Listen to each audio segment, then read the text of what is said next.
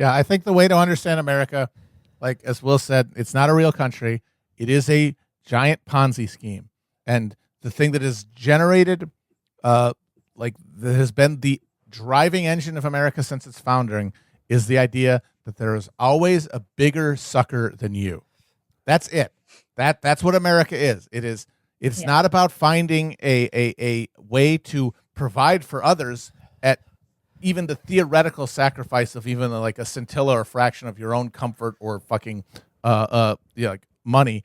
It is offsetting all of the costs of what it is to be a country onto somebody else, someone who is just slightly less clever, less on the ball, less of a grinder than you are.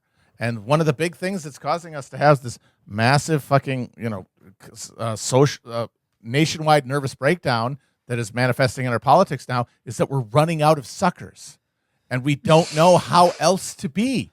We do not know another way to be other than to try to fucking scam somebody. And that's all we have. And with the absence of that, we're freaking out. And the only hope we have, and I know people get like bummed out about episodes where we talk about how fucked everything is and how doomed everything is. At some point, before having a polity becomes impossible, I think we all have to assume and hope that we get to a point where even the most mean among us realize there is not another sucker coming through the door. And that means that we actually have to start asking questions that other countries have been asking for a long time and that we've always been able to avoid having to deal with of what do we owe to each other? Yeah, no, and I will say that, similar to that note of optimism, a lot of the current social safety nets that dwarf we really don't have one in this country. I think it's very safe to say we just absolutely don't have one. It's a Potemkin social safety net. It exists to give the impression, honestly, the reason, our social safety net, to the extent it exists so that people can think if the worst happened, I'd be okay. But then when the worst happens, they find out, oh, there's nothing here. But at that point, it's too late for them, and they're out of the club. They're out of the circle. Now, this isn't universally true. A lot of these were created during the height of empire, but a lot of them, and the cornerstone of a lot of them, were created when the big dance was over. Now, obviously, everything is not perfect after the fall of empire. In fact, nations always often enter a very dark period. A lot of genocides have happened after the fall of empire because it drives people insane and it empowers really, really awful people just like the empire did. But a lot of modern social safety nets were created by countries similar to ours experiencing the swan song of dominating the globe or dominating their region. I mean, the NHS was sort of born out of the beginning of the end, or the end of the British European Empire. social democracy was defined by the end of European empire, 100%. Yeah. So, I mean, I think part of that is empire is just, it's finding suckers everywhere. Yeah. It's finding suckers in local proxies. It's finding suckers in people who you're going to send over to enforce the empire. And running out of suckers means running out of empire. Yeah. And as Matt said, when you run out of suckers, that's when you actually think about what we owe each other. And, I think if anything gets us there, it may be the road we're on. But there's going to be a lot of pain before that. I feel like the reason people want to just say that they're black pill, whatever the fuck that means, that they want to be hopeless, is because they assume you read articles all the time. They want things to get better without there being suffering. They want us to be able to figure this shit out absent a reckoning. And I'm sorry, the reckoning is built in. You cannot have a change. You cannot have, history is pretty clear on this. You cannot restructure in a positive direction your social order absent suffering and pain. And so fearing the pain and suffering is 100% real, understandable.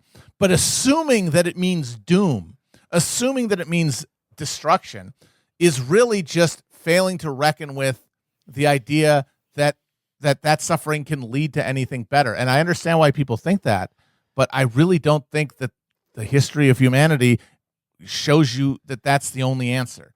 That there is a reason to believe that people talk about how like what's happening in Texas is like a preview of how we're going to deal with climate related disasters. No, this is it.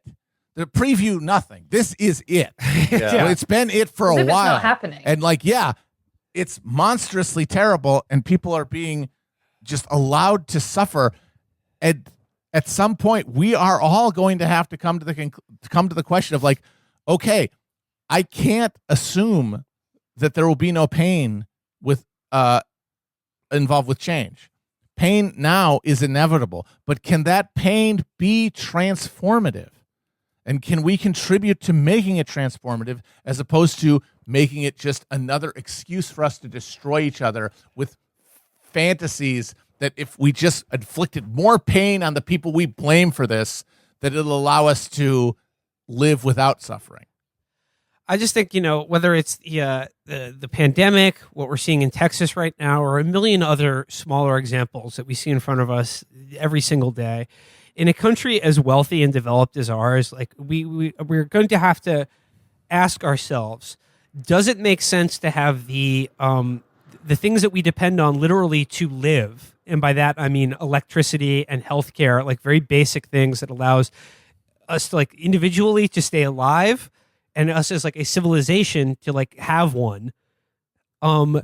Is it rational to like govern and appropriate those things in a system in which the only purpose for them is to make a small amount of people money, and that like the actual like having electricity or healthcare for any person is vastly a secondary consideration?